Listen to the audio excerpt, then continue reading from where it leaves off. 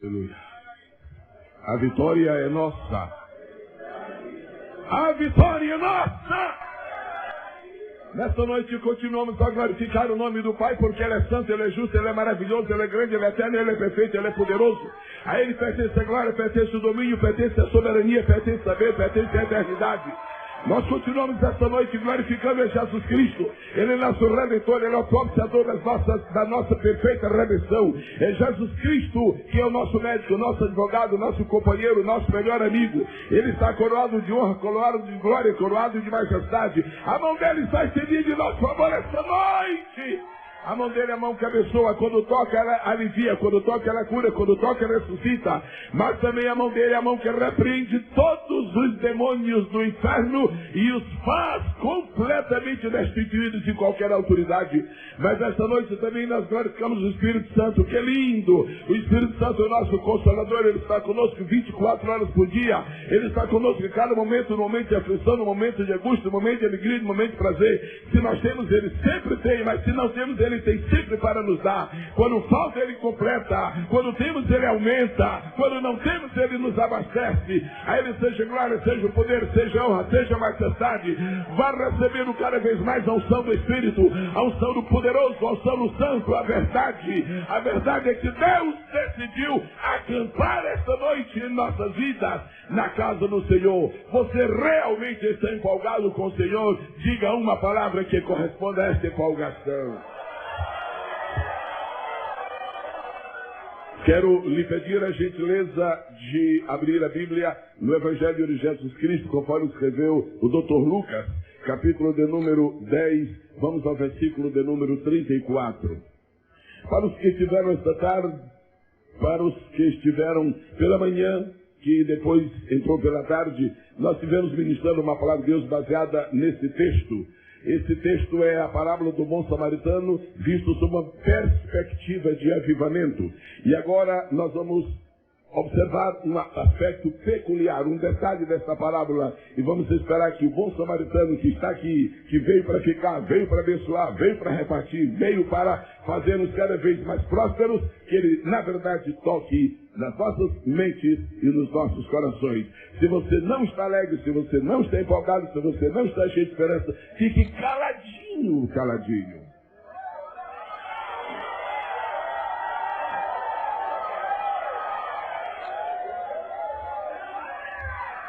Antes que eu leia a palavra por dever de ofício, por uma questão de consciência, cabe-me agradecer ao pastor da igreja a gentileza e a honra e o privilégio de lhes ministrar nesta noite. Lucas capítulo 10, versículo de número 34. E aproximando-se, eu vou pedir que a igreja repita, se nós todos estamos participando da leitura. Independentemente da versão que você tem em mãos, por favor, repita de acordo com o que vamos lendo. Por favor. E aproximando-se. E aproximando-se. Nada de um samaritano longe, é pertinho mesmo. E aproximando-se. Atou-lhe as feridas. Atou-lhe as feridas. Aplicando-lhe azeite e vinho. Aplicando-lhe azeite e vinho. E pondo-o sobre sua cavalgadura, que diz mais a Escritura Sagrada, levou para uma estalagem e cuidou dele.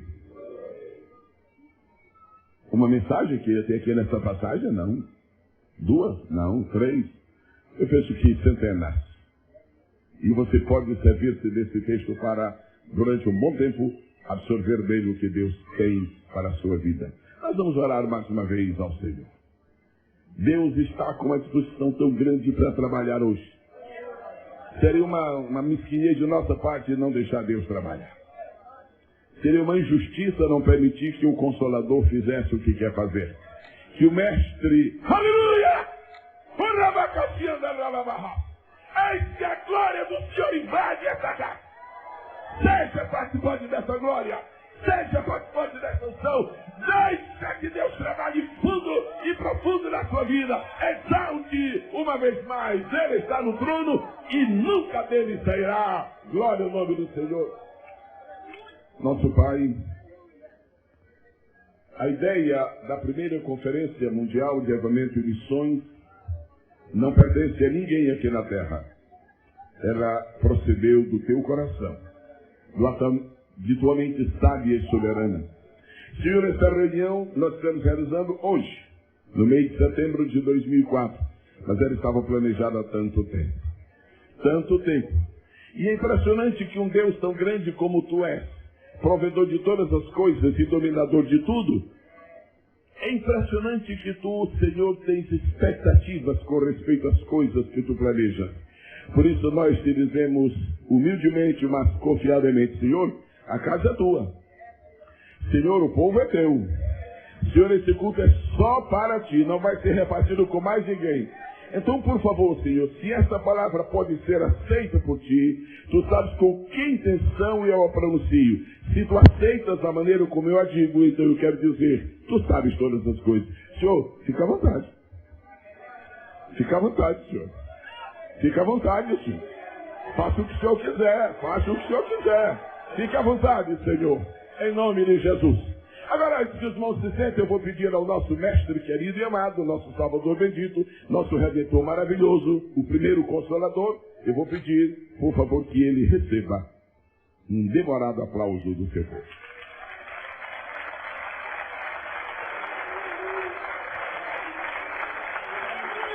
O senhor está demorado assim porque é para ti, senhor. O senhor está forte assim porque é para ti. Fosse para o vereador, já teria acabado há muito tempo. Fosse para o senador, já estava todo mundo quieto. Mas é para ti, Senhor. Senhor, até crianças estão te aplaudindo, mestre. Senhor, tem adolescentes te aplaudindo agora. É para ti, Senhor. Mas fica à vontade. Fica à vontade, Senhor. Aleluia. Quero sentar-se no nome precioso do Senhor Jesus. Alguém estava perguntando se a ordenação dos obreiros será hoje. Bom, pelo visto, deve ser amanhã. Quer dizer, nas primeiras horas de amanhã. A parábola do bom samaritano nos deixa entreaberta a possibilidade de descobrirmos grandes mistérios do mundo espiritual. Essa parábola é importante porque o personagem principal dela é o próprio Senhor Jesus. Algumas vezes Jesus conta parábolas nas quais ele não é o principal personagem. Nessa ele é o bom samaritano. Ele é o cuidador. Ele é o financiador do tratamento daquele homem que foi assaltado no caminho. Agora, essa parábola, quando nós a vimos do ponto de vista eclesiológico, nós descobrimos que aquele homem que descia de Jerusalém para Jericó e caiu nas mãos dos salteadores, essa história, essa primeira parte da história, projeta uma luz. E é linda a maneira como Deus trabalha. Ele está falando uma coisa e dizendo duas. Ele está dizendo uma coisa e ensinando três.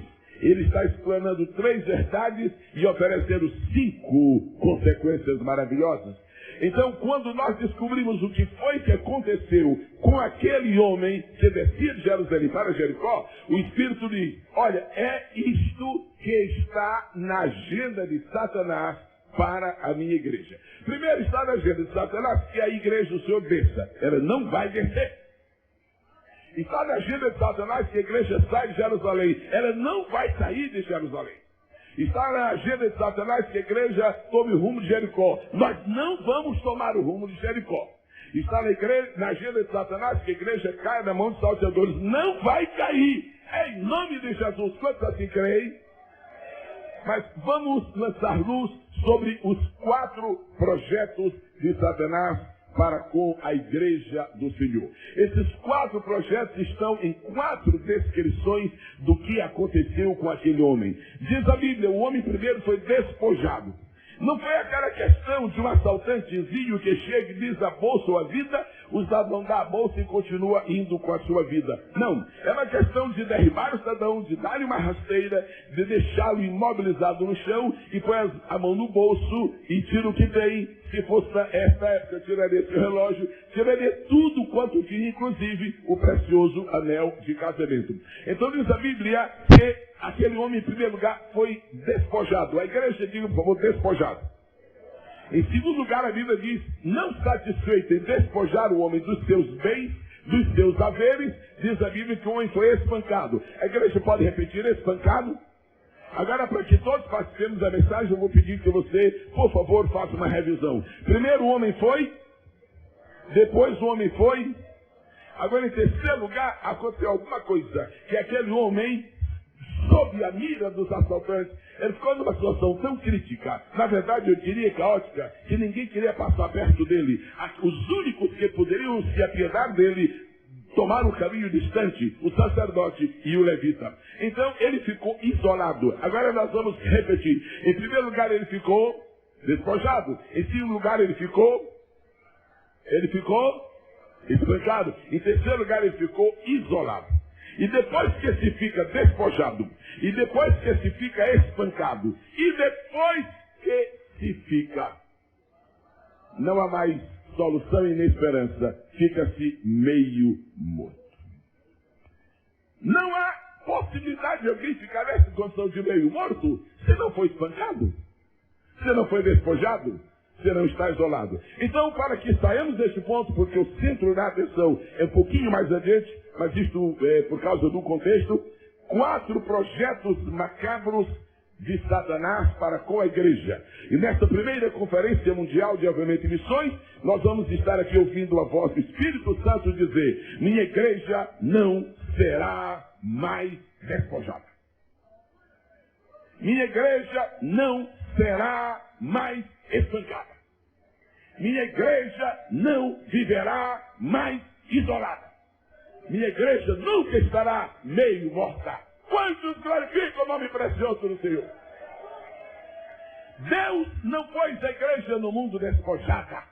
Deus pôs a igreja rica. Deus pôs a igreja com abundância. Jesus preparou o terreno. Foi lindo. Lá em João 17, Jesus começa a dizer os tesouros que ele iria dar para a igreja. A igreja não havia sido estabelecida. A igreja não havia ainda emergido, como aconteceu mais tarde, dias depois, lá do cenáculo, Atos 2, Jerusalém. Mas a Bíblia diz que Jesus falou: eu dei-lhes a minha palavra. Só quem conhece a palavra é que sabe o tesouro que ela significa. Só quem ama a palavra é que sabe o valor que essa palavra contém. O verdadeiro crente é apaixonado pela palavra. Eu estava alguns anos em Santo André, São Paulo, em um congresso de jovens, era um período de carnaval, e muita gente, muito movimento, e no intervalo que houve de reuniões, uma irmã chegou e disse tristemente: pastor, por favor, faça um apelo aí. É o seguinte, eu perdi a minha Bíblia, e dentro da minha Bíblia estava a carteira, e tinha até um bom dinheiro. Pastor, por favor, eu não faço questão da carteira e nem do dinheiro, mas por favor, eu quero a minha Bíblia. Oh, glória ao Senhor Jesus. Quem é crente de verdade sabe que qualquer dinheiro nada significa, porque é tesouro que perece. Agora, essa Bíblia que você tem é riqueza. Essa Bíblia que você tem é fortuna. Se você tem Bíblia, você tem fortuna. Se você crê na Bíblia, você crê na abundância de Deus. Esse é o livro santo, é o livro puro, é o livro verdadeiro, é o livro eterno, é o livro que nós amamos, é o livro no qual cremos, é o livro que divulgamos, esse é o livro que fala, é o livro que mostra, é o livro que demonstra, esse é o livro que revela a sabedoria de Deus, o conselho de Deus, a magnanimidade de Deus, a providência de Deus, o projeto de Deus, a dispensação de Deus, a criação de Deus, as qualidades de Deus, as características de Deus, a imensidade de Deus, a invulnerabilidade de Deus, a grandiosidade de Deus. É na Bíblia. Se você tem esse tesouro, mostre o tesouro que você tem esta noite. Quando o pregador vem à tribuna e não lê a Bíblia, é porque ele está numa igreja despojada de palavra. Quando o pregador vinha à tribuna e começa a contar histórias, é porque foi despojado da palavra. Quando nós temos muitos assuntos para conversar e esses assuntos não se enquadram na Bíblia, não emergem da Bíblia, é porque nós somos despojados. Esta noite nós vamos dizer ao Senhor: Senhor, ninguém nos despojará da tua palavra. Ninguém tirará a palavra do nosso coração, do nosso lábio, do nosso íntimo. A Bíblia diz: escondi a tua palavra no meu coração, para eu não pecar contra ti. Vamos ver quem não foi despojado da Bíblia. Vai ser fácil agora. Os que não foram despojados estão com ela dela nesta noite. Levante agora a vida se você não foi despojado dela. Agora, se você foi despojado, compra outra e traz depressa para a casa de Deus, porque os salteadores estão aí, querendo roubar a palavra do coração, querendo roubar a palavra da mão. Mas Deus está dizendo que o bom samaritano está cuidando de nós. Quantos podem dizer aleluia? Mas há tantas coisas das quais Satanás gostaria de despojar a igreja. E não haveria tempo hábil, nem hoje, nem amanhã, nem depois e nem no outro mês, para dizer. Mas eu queria só pedir que você repetisse, para que você se aproprie de algumas verdades da Bíblia. O diabo gostaria de despojar a igreja de seu poder. Diga poder. Jesus disse, recebereis poder, recebereis poder. Satanás sabe que o poder foi dado para a igreja. Satanás sabe que você é fraco, mas tem poder da parte de Deus. O poder não é nosso, o poder é dele. O poder não é de baixo, o poder é de cima. O poder não é efêmero, o poder é eterno. Esse poder vence, esse poder convence. Esse poder muda as coisas. Esse poder representa a autoridade. Esse poder é acompanhado da graça. Essa graça acompanhada da glória. Essa glória vem junto com a unção. E essa unção faz de você um homem ou uma mulher invencível. Por isso o diabo quer despojar você do poder, mas ele não vai despojar você do poder. Quando essa noite reconhece que não foram despojados do poder, diga por favor o aleluia que merece, para a glória do Senhor. Às vezes Satanás olha e vê uma igreja cheia de amor. Gente, não é possível. Os pastores auxiliares, todos amam o pastor presidente. Olha só, os diáconos têm profunda simpatia pelos presbíteros. E estes estão juntos para apoiar os evangelistas. Gente querida, os casais se amam cada vez mais. Isso aqui não está servindo, diz Satanás. Vou despojar aquela igreja do amor. Eu tenho boas notícias. Quando chega o avivamento, Satanás não nos despoja nem da palavra, e nem do poder, e nem do amor. Louvado seja o nome do Senhor. Às vezes Satanás quer despojar a igreja da graça. Às vezes quer despojar a igreja da glória. Às vezes quer despojar a igreja da autoridade espiritual. Às vezes quer despojar a igreja da unção. E há uma coisa, você já ouviu falar que existem líderes evangélicos em muitas partes do mundo, inclusive naquela grande nação que existe um pouco acima da Argentina. Você já ouviu falar que há líderes, e alguns deles até são chamados de teólogos, e eles dizem, milagres eram verdadeiros no tempo de Jesus, mas agora já não pode acontecer. Quando uma autoridade religiosa chega a uma tribuna ou escreve um livro e diz que já não é mais o tempo de milagres, significa que foi assaltado no caminho, significa que foi despojado. A igreja onde não há milagres é uma igreja assaltada. A igreja onde não há prodígios é uma igreja saqueada.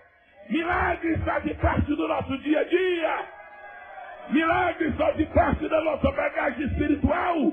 Tua salvação é um milagre. Teu batismo com o Espírito Santo é um milagre. O fato de estares em fé é um milagre. A presença de anjos visivelmente na igreja é um milagre. Nós não vamos abrir mão dos milagres, porque não vamos dar atenção aos salteadores. Quantos levantam a sua mão para glorificar o nome do Senhor? Mas às vezes a tática não é despojar. A tática é espancar. E eu falo isso muito rapidamente. Como pode uma igreja ser espancada? Ela pode ser espancada com o autoritarismo de seus líderes. Ela pode ser espancada quando aquele que lidera a igreja dá a impressão para a igreja que a igreja não pertence ao Deus do pastor, pertence ao pastor de Deus. E não é isso. Não há nenhuma autoridade que se sobreponha à glória da autoridade de Jesus Cristo. Não há nenhuma grandeza que se possa avaliar como importante e indispensável, a não ser a grandeza da autoridade que vem das mãos feridas de nosso Senhor Jesus Cristo. Às vezes a igreja não é espancada pelo autoritarismo, mas é espancada pela cegueira. Milhares e milhares de crentes, milhões e milhões de crentes, alguns deles nos ouvem neste momento, e nos veem também, e nos ouvirão e nos verão depois, e sempre. E cada vez mais nos ouvirão. E cada vez mais nos verão. E eles sabem que muitas comunidades religiosas, que muitas igrejas têm sido privadas desse avamento, não é porque a comunidade não queira, é porque no altar há cegueira. No altar há cegueira. No altar existe resistência. Quando existe resistência ao avivamento, é porque os salteadores andaram por lá. Quando existe um bloqueio contra a obra de Deus, quando se diz de púlpito que não se deve buscar isto, que lá fora se chama modismo, e na Bíblia Sagrada chama avivamento de Deus, como chuva seródia. Quando existe esse bloqueio, é porque há um processo de espancamento. Às vezes, a igreja é espancada pelo autoritarismo. Às vezes é espancada pela cegueira. E às vezes é espancada pelo legalismo. Eu estava dizendo aos irmãos hoje à tarde, e como havia alguns que não estavam, então eu repito a mesma ideia. Não por falta de novas, mas pela importância das antigas. É o seguinte, então eu estava dizendo que nós já fomos da igreja do não pode. O não pode, não pode, não pode. E não pode, mais não pode, mais não pode, é que não podemos nada. Agora nós temos da igreja do não pode nada, e estamos da igreja do pode tudo. Tudo posso, tudo posso, tudo posso, tudo posso naquele que me fortalece. Senhor, o aplauso é para a tua glória e para a tua honra. Bendito seja o nome do Senhor. Aquele homem foi despojado, algumas igrejas também. Aquele homem foi espancado, algumas igrejas também. E aquele homem ficou isolado, algumas igrejas também. Algumas igrejas. O anti-avivamento isola a igreja. Há pessoas que não estão querendo comungar com o avivamento, com medo de se isolarem. Já estão isolados para sempre. O que vai acontecer agora é que cada vez mais o avivamento operará através de um milagre, de um fenômeno chamado o fenômeno da atração do avivamento. Como é que opera esse fenômeno de atração do avivamento? Domingo passado, há uma semana, portanto, nós recebemos aqui um líder de uma grande denominação eclesiástica, religiosa no Brasil, de uma igreja com milhares de templos e milhares de obreiros, e esse homem, que não é da Assembleia de Deus, ele veio aqui, ele não veio empurrado, ele não veio nem sequer insinuado que deveria vir para ser curioso, ele veio atraído. Nós tivemos ontem à noite um testemunho lindo de um pastor que veio do Arizona. Ele não conhecia essa igreja, ele não conhecia o pastor da igreja, ele veio atraído. Eu profetizo esta noite, em nome de Jesus, que essa atração será cada vez maior. Milhares e milhares de pessoas serão atraídas. Sabe por quê? Porque onde há fogo legítimo, haverá uma atração do Espírito de Deus. E você nunca mais se sentirá bem junto de uma geladeira. Você vai querer os micro-ondas de Deus para que você veja a autoridade do Espírito, a glória do Senhor, a graça que desce do céu, a unção que despedaça o jugo, porque o bom samaritano chegou. Glorificado seja o nome do Senhor. Depois de despojada, ela foi espancada. Depois de espancada, ela ficou isolada. Quando nós nos isolamos, nós perdemos a visão e começamos a ter visagens. Quando o homem espiritual tem uma visão, ele diz, Deus é grande. Mas quando o homem perde a visão, ele diz assim, nós somos importantes, nós somos grandes. Quando o homem tem visão de Deus, olha a igreja a nível mundial e diz, oh, que coisa linda, há tanta gente boa neste mundo. Mas quando perde a visão e entra a visagem e diz, olha, nós somos os melhores. Nós não somos os melhores. Nós não somos os únicos. Nós pertencemos a um povo escolhido que tem a marca do sangue e da redenção. Onde houver alguém que tem essas marcas, ele é o nosso irmão, ele é o nosso companheiro e nós vamos juntos. Porque se estamos agora debaixo de um grande avivamento, Deus está nos preparando para entrarmos no céu. E como nós vimos no final da história de Estevão, todo mundo entendeu agora como é que nós vamos entrar no céu. É a maneira como deixamos a terra, ou seja, vamos entrar no céu empolgados. Quanto glorifica o nome precioso do Senhor Jesus. Essa parábola do bom samaritano responde uma pergunta. A pergunta é a seguinte: quem é que pode produzir avivamento na igreja?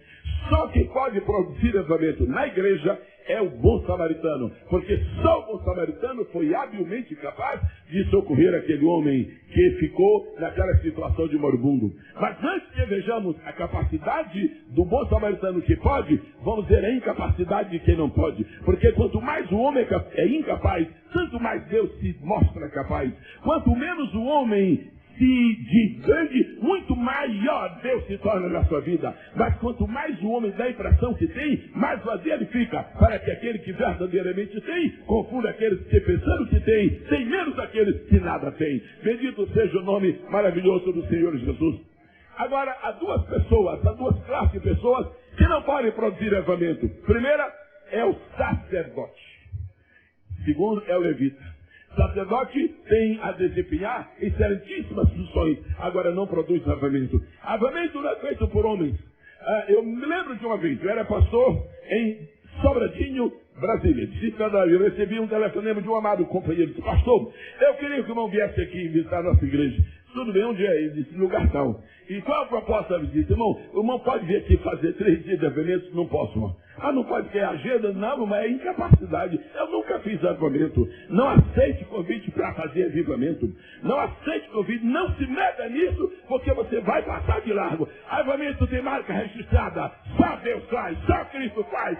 Só o bom samaritano faz. Avivamento tem a marca de Cristo. Avivamento tem a marca do sangue. Avivamento tem a marca do cenáculo. Avivamento tem a marca do poder. Avivamento tem a marca da soberania. Avivamento tem a marca da determinação divina. Avivamento tem a marca da onisciência. Avivamento tem a marca da onipotência. Avivamento tem a marca da excelência. Avivamento tem a marca da majestade. Avivamento tem a marca do céu. Avivamento tem a marca da eternidade. Avivamento tem a marca do sobrenatural. Avivamento tem a marca do não termina. Avivamento tem a marca daquilo que é incapaz de ser assimilado por nós. Quantos amam avivamento? Levante as 2 mãos de uma vez só. Aproveite que estão levantadas e batam uma da outra algumas vezes.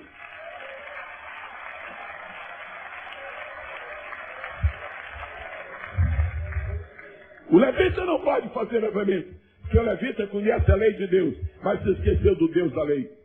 O sacerdote não pode produzir avivamento, porque ele conhece os rituais do tabernáculo, mas ele não conhece a glória do Deus dos rituais do tabernáculo. Então o sacerdote passou de largo e também o levita passou de largo, mas o bom samaritano pode produzir avivamento. Por quê? Só digamente se merecer. O bom samaritano pode produzir avivamento porque ele tem capacidade, porque ele tem autoridade, porque ele tem disponibilidade, porque ele tem compaixão, porque ele tem uma simpatia sobrenatural, porque ele tem tempo para dar aos viajantes moribundos. O sacerdote não tem tempo para dar aos moribundos da viagem, mas o bom samaritano tem. E uma das razões porque o bom samaritano pode nos dar tempo é porque ele não vive no tempo, ele vive na eternidade. E o tempo é apenas um túnel muito pequenino que liga as 2 eternidades, a anterior e a posterior. E como ele está sobre todas, não tendo se casado, porque morreu solteiro, ele porém tem uma filha, e querida filha, o seu nome será Pai da eternidade. Bendito seja o nome precioso do Senhor. Agora, como é que o samaritano efetua o avivamento? Nós descobrimos isso nas palavras, nas ações, nos gestos, na postura, nas realizações, nas providências que o bom samaritano tomou para com o moribundo. Eu queria lhe pedir, por gentileza, eu estou lhes entregando essa mensagem com óculos espirituais dados por Deus. Agora eu peço que você ouça com ouvidos espirituais. Porque se aquele que fala pode ver com uma visão espiritual, aquele que ouve tem que ouvir com ouvidos espirituais. E o que é ouvir com ouvidos espirituais é você poder entender uma palavra, mas assimilar muito mais do que uma palavra, assimilar o sentido eterno e espiritual da palavra. Algumas coisas que o bom samaritano fez com o moribundo e que batem direitinho com o que Jesus faz novamente. Você tem Bíblia, mas eu vou mencionar aqui agora. Vamos, em primeiro lugar, o que diz este versículo. Diz que ele se aproximou. Repita comigo, ele se aproximou. Sabe quando Deus estava me dando esse versículo com Deus à tarde? Faz mais ou menos um mês, estive numa das nossas igrejas filiais aqui. E lá Deus me deu essa palavra para falar, era um culto de evangelismo. Mas que eu estava ministrando, segura isso aí, porque eu vou precisar de ti na conferência. Tá bom, então. Mas eu quero que você compreenda a beleza desta palavra. Aproximou-se. Vamos fazer uma coisa, só as vozes masculinas. Trovãozão, hein? Agora vamos ver a melodia inigualável. As irmãs. As irmãs falaram mais bonito. E os irmãos falaram mais forte. Aleluia. Aproximou-se. Eu queria que você entendesse a ótica espiritual dessa palavra, à luz da visão do avivamento. Aproximou-se. Responda-me com muita firmeza e segurança uma pergunta muito simples que eles falam. Algum dia Deus esteve longe de nós? Pode falar com franqueza, eu não tenho receio. Algum dia Deus esteve longe de nós? Não. Como crentes em Cristo, Deus está longe de nós? Agora tem um segredo. Deus nunca esteve longe de nós, mas no avivamento ele se aproxima. Aquele que nunca esteve longe está chegando para mais perto. Aquele que não podia ser visto, talvez, porque nossos olhos não podiam vislumbrar a sua silhueta, pode deixar, eu vou me aproximar. E ele está chegando tão perto agora que já é visto. Aleluia! Ele está tão perto que já pode ser visto. Ele está tão perto que já pode ser contemplado. Por quanto tempo você passou vivendo na casa de Deus e ouvindo falar das vestes do Mestre, das vestes do Pai, das vestes do Consolador? Mas tudo que você sabia das vestes dele era o tipo do tecido. O nome do tecido se chama Majestatum Est. Muito bem. Ou seja, ele está vestido de majestade, lá no Salmo 93. Tudo está vindo. Mas sabe por quê? É porque apesar de ele não estar longe de nós, mas não dava para ver. Agora, o que tem de gente aqui que sabe as cores das vestes dele, o que tem de gente que sabe a cor da veste com a qual ele está aqui esta noite. Algumas vezes ele tem vindo essa casa de púrpura. Algumas vezes ele tem vindo essa casa de azul. Algumas vezes ele tem vindo essa casa de branco. Sabe por quê? Se você tem direito a ter várias roupas, imagine o seu Deus. Se você tem direito a ter muitas vestes, imagine o Criador dos céus e da terra. Independentemente da cor das suas vestes, nesta noite, a minha maior alegria é por uma coisa, é que ele se aproximou, se aproximou, se aproximou. Você se lembra daquele tempo que você orava, Deus toca-me. E ele não tocava, mas pela fé você era tocado. Mas era só pela fé, o que é uma grande coisa, aleluia. Mas você sabia que, olha, até hoje eu te toquei pela fé, mas você quer experimentar me tocar mesmo? E algumas pessoas têm recebido o toque dele. Algumas pessoas aqui têm a marca da sua mão no seu ombro. Algumas pessoas têm tido literalmente... Aquele pastor que veio do Arizona, ontem à noite, depois de todo o trabalho aqui, ele esteve num período de oração e de repente subiu em arrebatamento, chegou lá diante do trono e agora, por favor, aí vai uma nota que vai escandalizar os saqueados. Aí vai uma informação que vai deixar atônitos os que estão espancados. E sabe, e ele estava um pouco temeroso, mas ele foi. E ele queria ir, mas existem alguns mecanismos de impedimento na nossa mente. Mas finalmente ele foi, e quando ele chegou lá em cima, diante do trono, ele teve a surpresa que marcou e marcará a sua vida para sempre. O Mestre o tomou dos seus braços, literalmente, e caminhou com ele em volta do trono. Pastor Moisés, o senhor crê nisso? Quantos creem nisto? Quantos creem nisto? Olha, se você crer nisso mesmo, antes que termine esse culto, você vai sentir o toque dele. Se você crer nisto mesmo, antes que esse culto termine, você vai olhar para ver quem me tocou. E ele vai dizer, eu, teu mestre. Eu, teu melhor amigo, eu, teu redentor. O que está acontecendo no avamento é que a palavra aproximou-se, tem um sentido novo, tem uma visão nova, tem uma ótica nova. E nós agora temos uma consciência nova. Quantos querem que esse Cristo eterno e glorioso esteja cada vez mais perto de si? Tudo que você vai dizer são duas palavras. Mas seja empolgado, hein? Eu quero. Repita para o desespero do inferno. Agora, essa terceira vez é para debochar do diabo. Bendito, ele nunca pensou que você ia dizer 3 vezes que quer que vai se aproximar. Pode ser tentando ser bom. Ele está indo em tua direção. Ele está indo em tua direção. Ele está indo em tua direção. Enquanto eu ministro nesta tribuna e você está sentado nesta poltrona, você está sendo visitado pelo bom samaritano. Sinta a presença real dele esta noite e glorifique o seu nome para sempre. Primeiro, ele se aproxima. Segunda coisa que ele fez com aquele moribundo. Segunda coisa. Ele atou as feridas. Se nós, com toda a honestidade, no mais perfeito raio-x espiritual que possa ser por Deus permitido a nós tomar conhecimento, se nós pudermos vislumbrar a realidade de cada um de nós, vai ser muito difícil encontrar alguém que não tenha feridas. Há os que têm feridas no corpo. Há outros que têm feridas na alma. E até aqueles que têm feridas no espírito. Estou falando de feridas do coração. Estou falando de feridas que nos entristeceram. Eu estou falando de feridas por causa das decepções. Estou falando de feridas por causa dos 10 apontamentos. Muitas vezes nós mesmos somos responsáveis por eles, mas estamos feridos. E feridos, e feridos, e feridos. O mestre não é um sacerdote da parábola que vai ignorar as nossas feridas.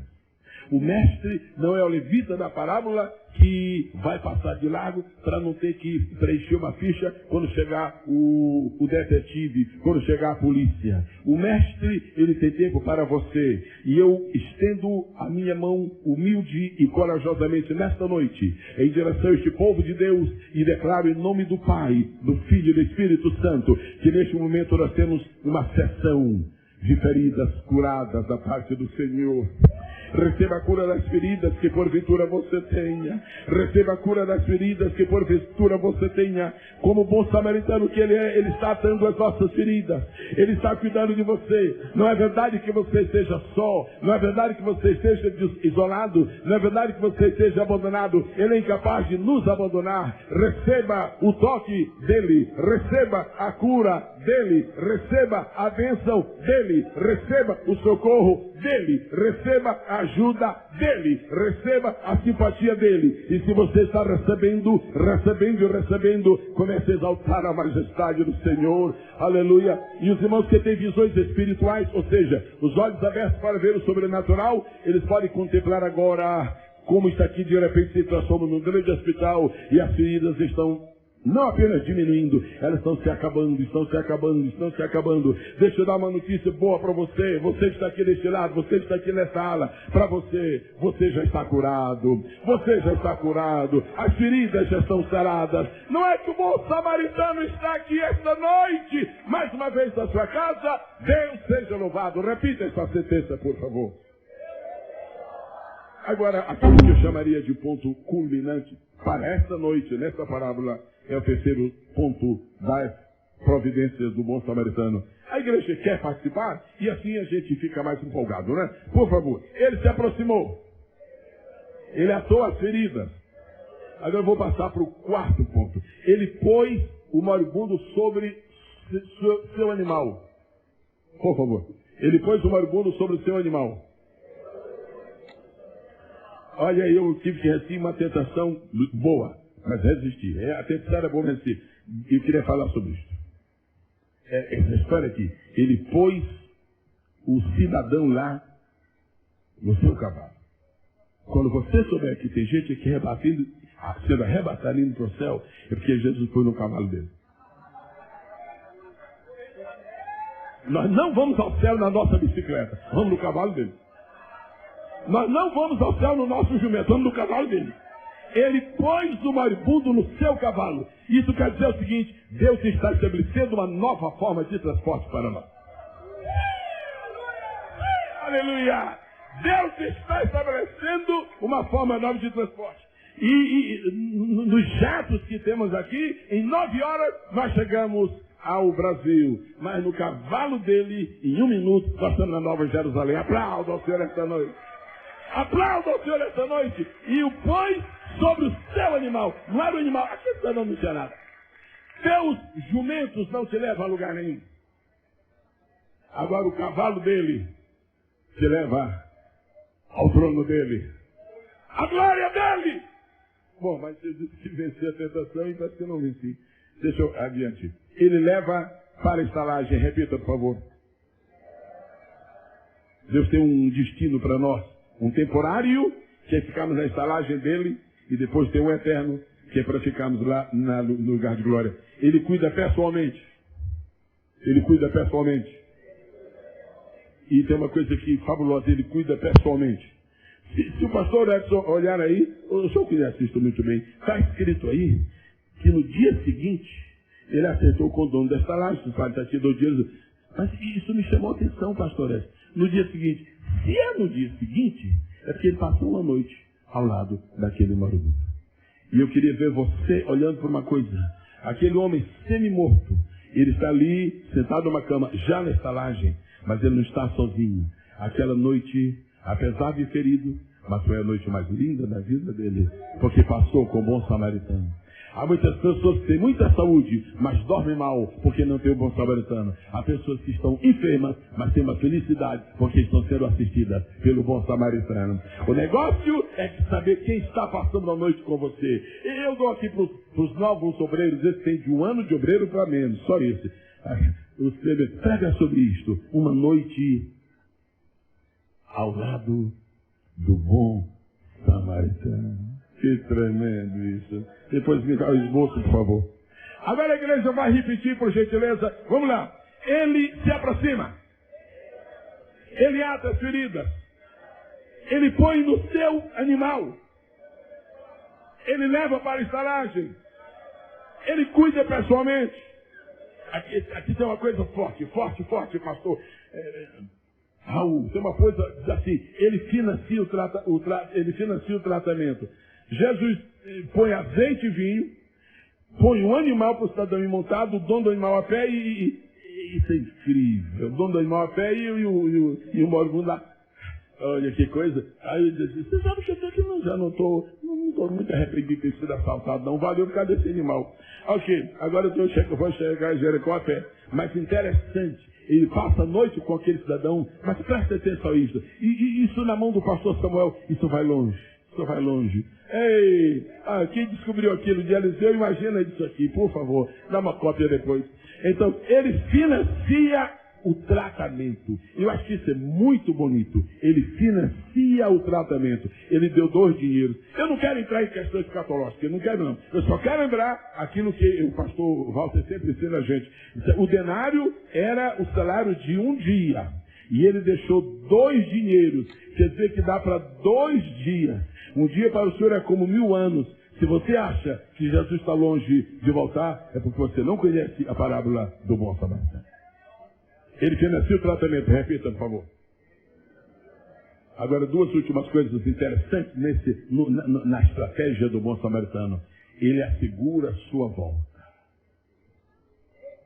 Olha, pastor Walter, pega isso aí. Ele assegura a sua volta. Diga com alegria, ele assegura a sua volta.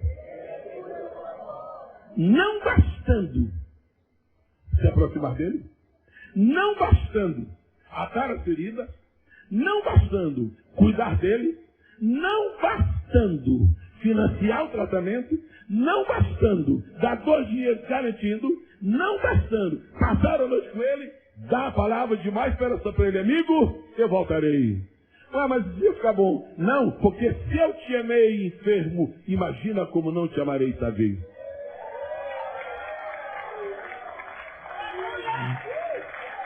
Se estiver ao teu lado na enfermidade, imagina na saúde. Nós vamos ter muitas caminhadas juntas. Deus está te curando hoje, porque Ele quer andar contigo sadio amanhã. Aplauda com alegria o nome precioso do Senhor Jesus. Mas eu vou precisar, pastor Uriel, me perdoe, mas eu precisava de 10 minutinhos para falar sobre uma coisa aqui. Quais foram os ingredientes do tratamento? Azeite e vinho. Vamos lá, todo mundo, azeite e vinho. Vamos fazer uma coisa bonita aqui, irmãos. Os irmãos dizem azeite e as irmãs destrondam, falam de vinho. Vamos lá. Os irmãos. Agora vamos inverter, vai ser uma beleza. Em primeiro lugar, eu tenho uma coisa que me encanta. Aquele samaritano estava fazendo a viagem dele. Aquele samaritano estava cuidando dos negócios dele. Aquele samaritano não tinha na sua agenda que ele ia encontrar. Ninguém tem na sua agenda que vai encontrar o senhor está assaltado. Não, ninguém tem na agenda isso. Não, é uma casualidade, você encontra. Agora, impressionante. Ele não saiu de casa para socorrer aquele homem. Ele estava na viagem. Mas presta atenção isso e dá glória a Deus.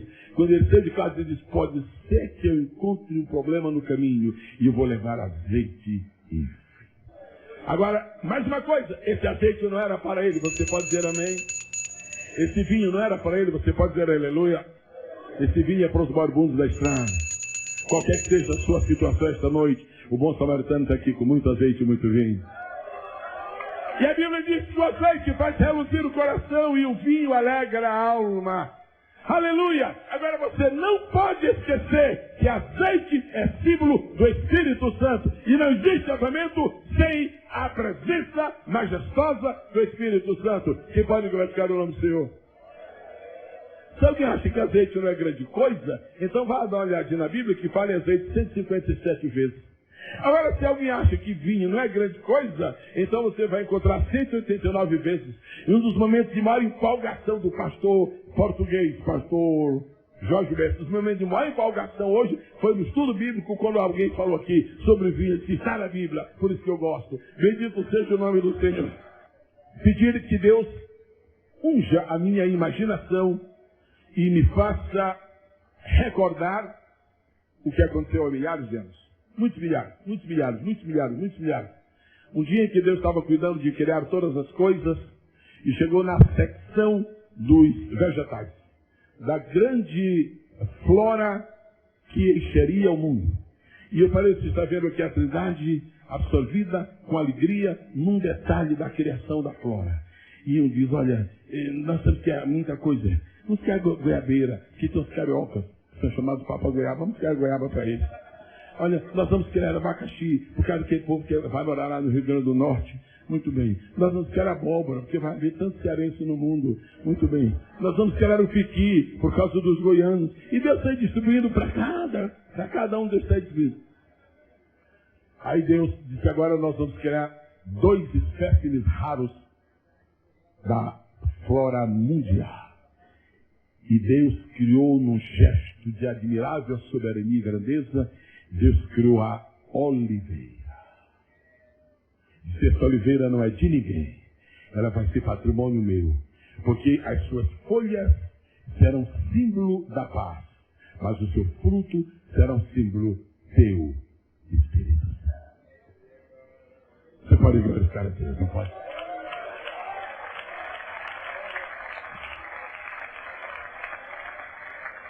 E depois, agora vamos criar outra. Aí disseram bem, agora nós vamos criar um outro espécie muito especial. E criaram a videira. E o pai está dando as ordens, diz, bom, a oliveira, pelo seu produto, vai simbolizar o Espírito. Agora a videira, mestre, filho, fica contigo, ele pode deixar. E ficou escrito nos anais da eternidade, desde então, eu sou a videira verdadeira. Eu sou a videira verdadeira.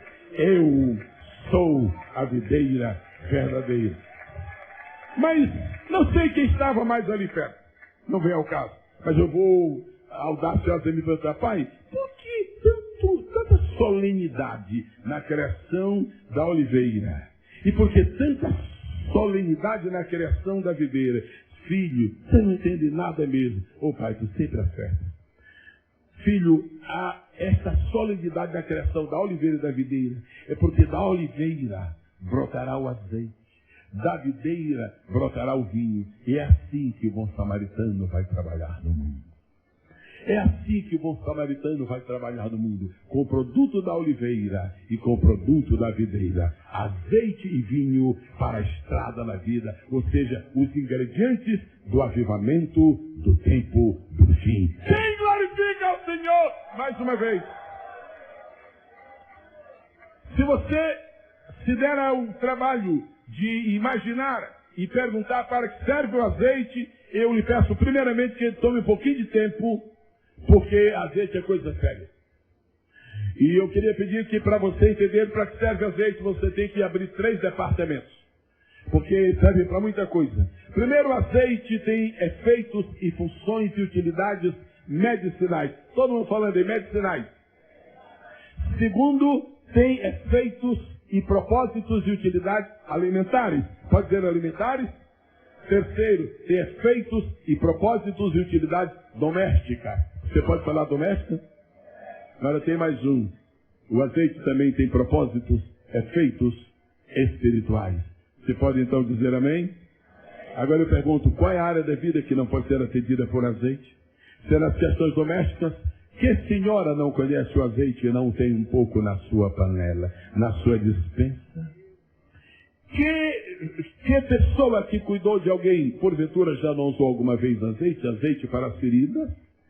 Quem foi que não leu ainda de como as luzes se acendiam no passado somente quando havia azeite? E quem não se lembra do espírito profético que Deus deu a Jacó, e eu vejo Jacó pensando, me permita Deus por algumas palavras aqui nos meus lábios, imaginando o que estava na mente de Jacó. Deus, eu não presto para nada. Eu sou o pior descendente de Abraão que existe. Meu pai era grande gente, mas agora acabei de enganá-lo, estou com vergonha, mas eu estou aqui nessa viagem, sozinho, quase abandonado. Agora eu te prometo uma coisa, se a coisa der certo, se tu me guardares, eu vou fazer duas coisas muito importantes. Eu vou dar o dízimo, Deus, você tem que dar mesmo, mas eu vou fazer outra. Eu vou aproveitar este azeite que eu trouxe, eu vou ungir esta coluna, porque um Deus como tu tem que ser lembrado com azeite. Um Deus como tu tem que ser lembrado com azeite. E aqui nós então começamos a compreender por que é que não existe avivamento sem azeite. Por que é que não existe avivamento sem vinho.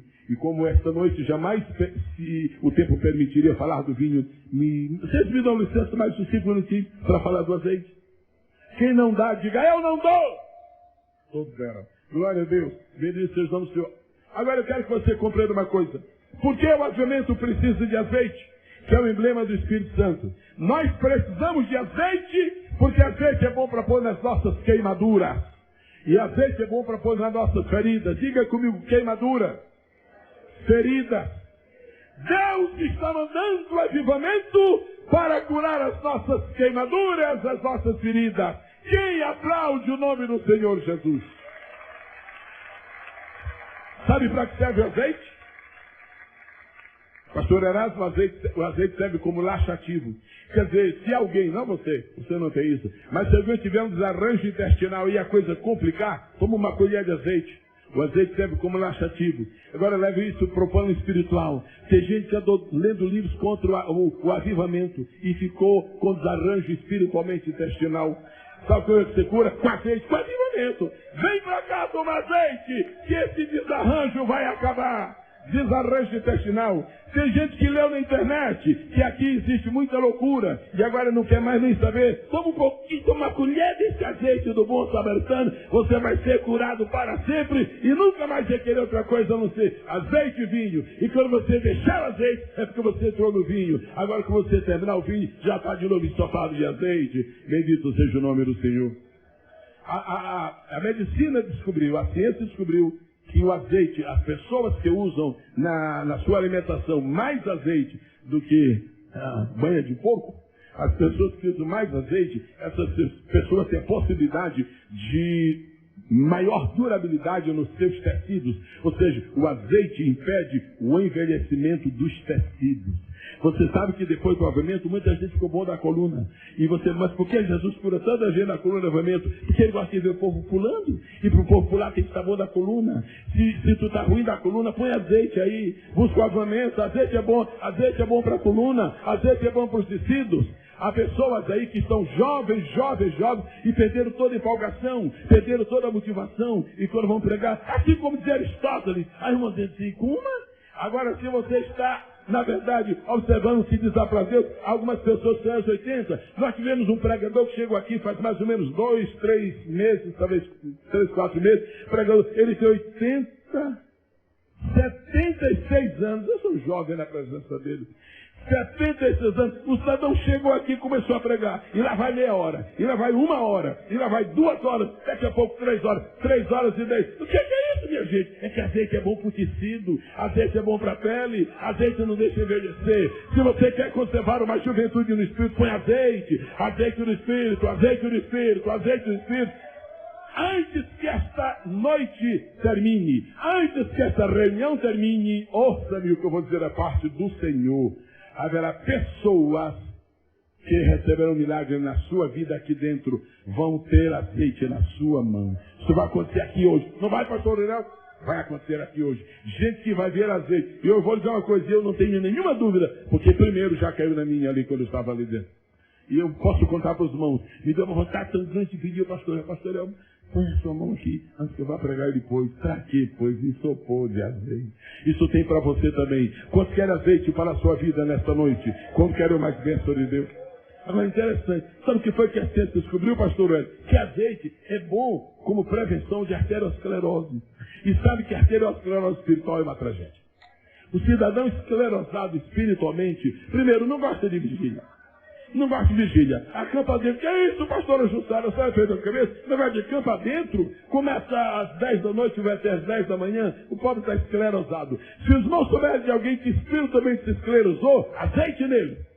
Se não sabe de alguém que está todo, como diz lá na terra da irmã, o irmão está todo troncho, azeite nele. Se você está sentindo que existe alguma debilidade em você, azeite nele, azeite nele, azeite nele. Diga para quem está ao seu lado com muita autoridade: olha, meu irmão, se tem algum problema contigo, azeite. Pastor Robson, pode ficar de pé, por favor? Aqui nessa igreja tem 100, 200, 300, 400 pessoas que têm essa experiência. Mas eu vou tomar só uma. Na verdade, o senhor tem tido a experiência de arrebatamento? Sim. Na verdade, o senhor tem subido ao paraíso? Sim. Na verdade, o senhor tem subido a Nova Jerusalém? Claro. O mestre está aqui? Está. A queima-roupa. Com que roupa? Ele está de púrpura hoje. Aplausos para você. Agora, sabe por que muita gente ainda não vê? A Bíblia fala em 2 tipos de cegueira. A Bíblia fala na cegueira que é dos olhos. Mas existe a outra cegueira. Por exemplo, um cego é cego nos olhos. E pode acender todas as luzes que ele não enxerga nada. Mas tem outro tipo de escuridão. Não é a escuridão dos olhos, é a escuridão do ambiente. Como está tudo escuro, o não enxerga muito bem. Mas como ele é um felino, quer dizer, não é da raça dos gatos, ele na verdade não enxerga nada. Então é preciso ter ou luz nos olhos ou luz no ambiente. Nesse mundo espiritual, precisa das duas coisas. Precisa da luz nos olhos e precisa também da luz no ambiente. Sabe por que eles estão indo e vendo essas coisas? Porque tem muito azeite. E onde há muito azeite, há muita luz. Porque tem muito azeite. Sabe por que as virgens loucas não puderam entrar na festa? Elas não puderam entrar na festa porque faltou. Diga para Deus: Deus, não pode faltar azeite na minha vida. Eu queria saber se uma senhora dona de casa voluntariamente poderia ficar de pé rapidamente. Não tenha medo que não haverá aperto. Rapidamente, uma senhora, tem tantas que todas querem ali, corajosa. Irmã, por favor, a senhora poderia responder uma pergunta, fale bem alto para que eu possa ouvir-lhe bem. Diga alguma coisa que pode se preparar em casa para comida na cozinha e que precisa de azeite. Salada. A senhora seria capaz de dizer mais uma coisa?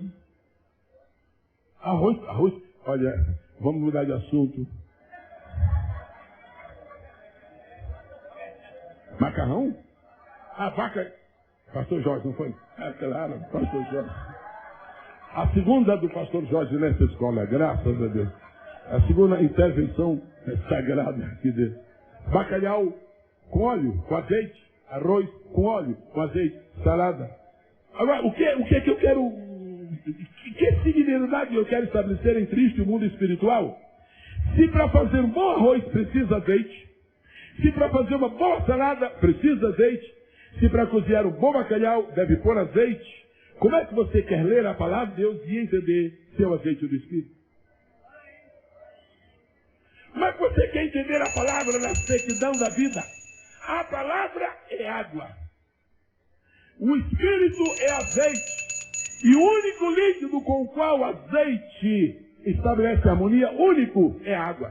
Se você misturar o azeite com qualquer líquido que existe no mundo, o azeite logo, eu aqui e ele lá. Eu aqui e ele lá. Mas quando a água chega, nós dois estamos juntos aqui. Sabe por quê? Porque a água é a palavra e azeite é o Espírito. E eles trabalham juntos já faz muito tempo e por muito tempo continuaram trabalhando juntos. Quem quer glorificar o nome do Senhor esta noite?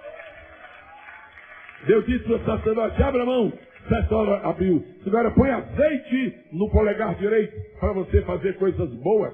Agora põe azeite na orelha direita para você ouvir a coisa certa. Agora põe azeite no polegar do pé direito para você andar no caminho certo. Avivamento produz 3 coisas: um novo tipo de trabalho para Deus, uma nova sensibilidade para com a voz de Deus e um novo caminhar na presença de Deus. Azeite nele, azeite nele, azeite nele, para a glória do nome do Senhor.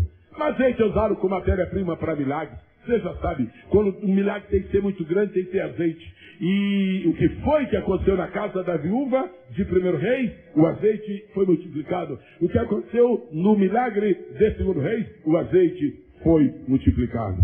Agora, irmãos, eu quero terminar lhes trazer uma informação que eu acho que é importante. Não existe pé de azeite. Você pode repetir isso? Muitas pessoas queriam um avivamento que tivesse numa árvore. Chegar e pegar. Não existe pé de azeite. Não existe uma árvore chamada azeiteira. Há muitas pessoas que querem um avivamento, se apanham com as mãos de uma árvore. Isso não existe. Avivamento fácil não está no plano de Deus. Avivamento não se apanha com as mãos. Avivamento vem de joelhos.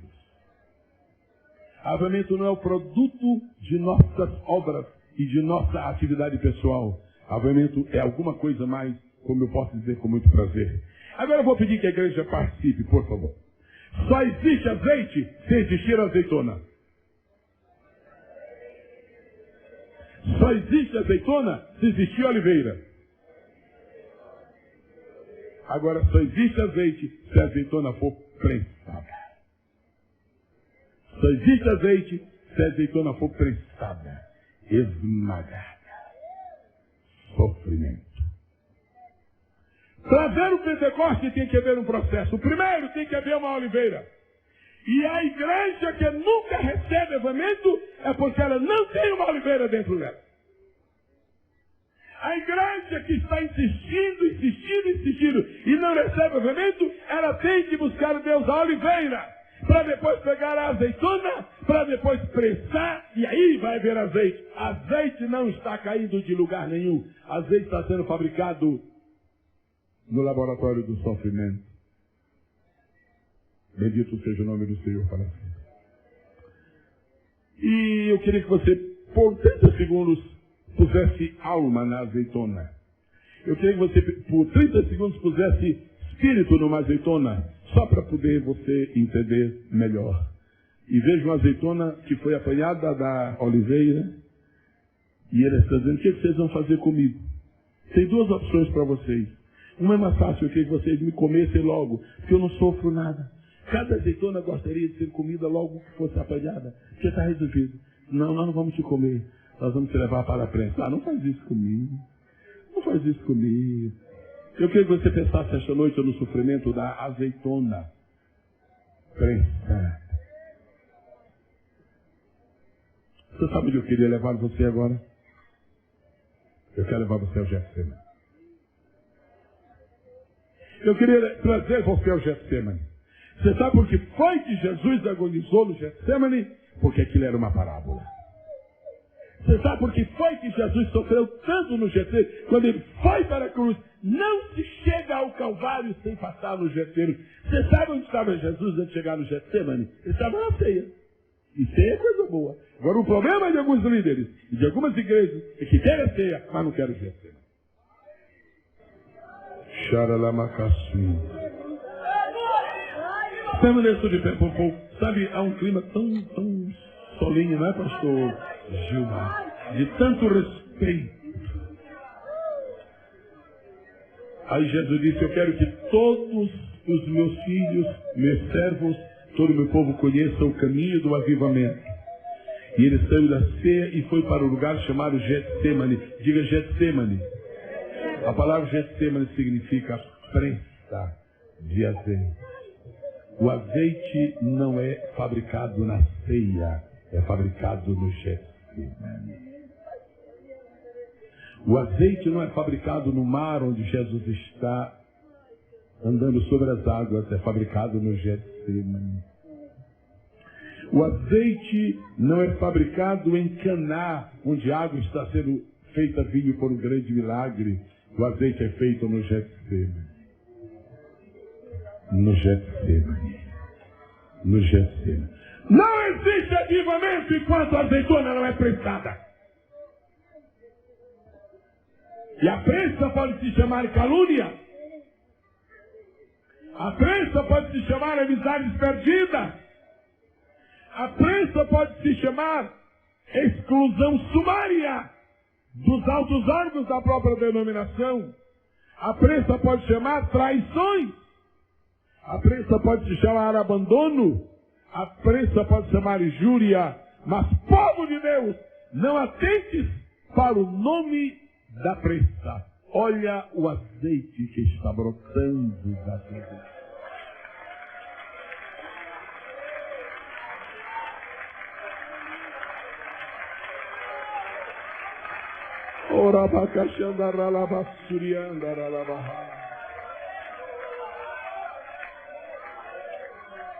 Agora tem uma palavra um pouco chocante aí. Estão preparados para um choque? Existem dois tipos de avivamento, o apóstolo Paulo Correia. 2 tipos de avivamento. O de azeitona e o de azeite. Avivamento que dura 3 dias é de azeitona. Avivamento que dura 2 semanas é de azeitona. Azeitona, você tira do pé, põe na boca, come, delícia. Joga o caroço fora, acabou-se. Não é esse o avivamento planejado por Deus. Não queremos avivamento de azeitona. Queremos avivamento de azeite. Avivamento de azeitona é um avivamento superficial. Avivamento de azeitona é aquele que o homem apanhou com as mãos. Avivamento de azeitona é aquele que cabe na cesta de quem vai buscar a azeitona. Não, a azeitona é um elemento intermediário. Entre a oliveira e o azeite é uma coisa chamada azeitona. Se Deus quiser fazer de ti hoje uma azeitona, aceita. E tu vais passar pela prensa. Agora esse azeite vai iluminar. Esse azeite vai abençoar. Esse azeite vai ungir coluna. Esse azeite vai tirar muita gente das suas feridas e das suas queimaduras. Quantos podem glorificar o nome do Senhor? Para concluir, realmente, azeitona é algo individual. Azeite é algo coletivo. Quem gosta de azeitona é porque gosta do seu avivamento. A minha azeitona. E eu escolho verde ou preta. Avivamentos selecionados por alguém. Avivamentos pré-fabricados. Avivamentos sob medida. Avivamento de azeitona. Não queremos isso. Quantas pessoas comem uma azeitona, pastor Miller? Não, uma azeitona. Uma. Só uma pessoa. Uma azeitona só dá para uma pessoa. E tem outro problema. Ninguém se satisfaz com uma azeitona. Que é no mínimo 4. Avivamentos que não nos satisfazem é porque são de azeitona. Agora azeite se derrama. Azeite se derrama. Azeite se alastra. Vai cair azeite, é Deus! Oh, glória do Senhor nessa casa! Recebam o azeite do Senhor nessa noite! Chama a raça que anda lá. O rababaxi que anda lá. Ô Roberto, vem cá, por favor. Eu quero glorificar aqui, mãe. Eu quero glorificar Deus pelas fotografias que tu tira. Agora recebe azeite. Chora lá, macaceira. Tira mais! Recebe azeite! Está começando a ser azeite. Não azeitona. Não quer avivamento de azeitona. Quer de azeite. Mas tem que passar no Getsemane. Eu quero concluir com 5 versículos da Bíblia que são especialmente dados por Deus para você nesta noite. Você os quer? Primeiro, para a sua vida, para você. 1 Reis 17:14. Pega, recebe, está pronto? Assim diz o Senhor, o azeite da botija não se acabará.